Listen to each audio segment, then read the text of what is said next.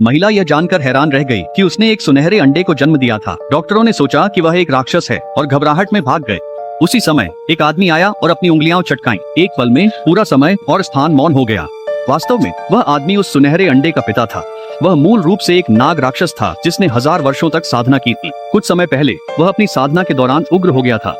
उसी समय एक महिला डिलीवरी कर्मचारी गलती से अंदर आ गई।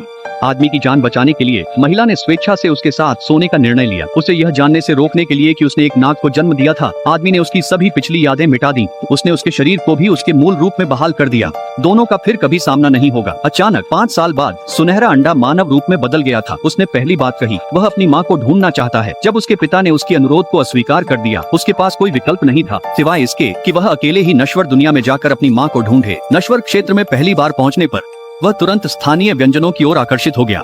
चमकीले रंग की कैंडी हाव देखकर वह उसके पास गया और एक उठा लिया। चखने के बाद उसे यह स्वादिष्ट लगा और वह मुड़कर जाने लगा। दुकानदार ने जल्दी से उसे पुकारा और उससे कैंडी हाव के लिए भुगतान करने को कहा। लड़के ने सोचा कि दुकानदार उसे धमकाने की कोशिश कर रहा है, इसलिए उसने एक जादू किया जिससे दुकानदार का बायां पैर जम गया। उस समय खाना पहुंचा रही महिला ने यह दृश्य देखा। वह उन्हें रोकने के लिए जल्दी से आगे बढ़ी।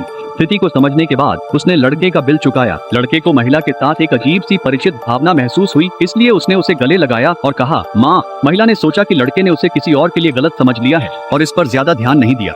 जाने से पहले उसने लड़के के लिए अपना फोन नंबर लिखने का विशेष ध्यान रखा। उसने उसे बताया कि अगर वह कभी घर का रास्ता नहीं ढूंढ पाए तो वह उसे कॉल कर सकता है। यह कहने के बाद वह अपनी डिलीवरी के साथ आगे बढ़ गई। उसी क्षण वह आदमी अचानक प्रकट हुआ। उनके चारों ओर की दुनिया फिर से तुरंत शांत हो गई। उसने अपने शरारती बेटे को वापस पहाड़ पर ले लिया। हालांकि लड़का बेताबी से चाहता था कि महिला उसकी माँ बन जाए, इसलिए उसने महिला का नंबर कॉल किया। उसने झूठ बोला कि एक अजनबी उसे एक जर्जर मंदिर में ले गया है। यह सुनकर महिला ने तुरंत उससे अपनी स्थिति भेजने के लिए कहा। फिर वह जितनी जल्दी हो सके वहां पहुंच गई। जब उसने दरवाजे के ऊपर का निशान देखा तो उसे एक जबरदस्त परिचित भावना हुई, जैसे वह पहले भी यहाँ आ चुका हो। अप्रत्याशित रूप से जैसे ही उसने दरवाजा खोला वह आदमी से टकरा गया। बेटा तुम पेपर में पास हो जाओगे, बस लाइक सब्सक्राइब करके माँ लिख दो।